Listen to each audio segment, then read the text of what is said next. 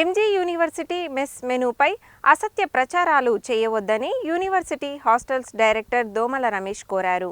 బాలికల హాస్టల్ పూర్తిగా విద్యార్థినుల భాగస్వామ్యంతో వారికి నచ్చిన మెనూ ప్రకారమే నిర్వహిస్తున్నామని చెప్పారు.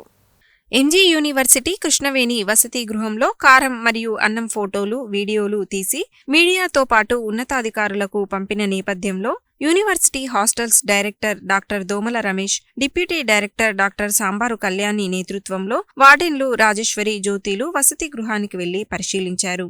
విద్యార్థినులు మరియు హాస్టల్ సిబ్బందితో చర్చించిన అనంతరం జరిగిన ఘటనపై వివరణ ఇచ్చారు. బాలికల హాస్టల్ పూర్తిగా విద్యార్థినుల భాగస్వామ్యంతో వారికి నచ్చిన మెనూ ప్రకారమే నిర్వహణ జరుగుతుందని, ఉదయం అల్పాహారంగా బోండాలు ఇవ్వగా కొందరు పిల్లల తల్లిదండ్రులు అయ్యప్ప దీక్షల కారణంగా వెల్లుల్లి లాంటి వాటికి స్వచ్ఛందంగా దూరంగా ఉన్నారని, వారే స్వయంగా కోరిన నేపథ్యంలో కారం అందుబాటులో ఉంచినట్లు తెలిపారు.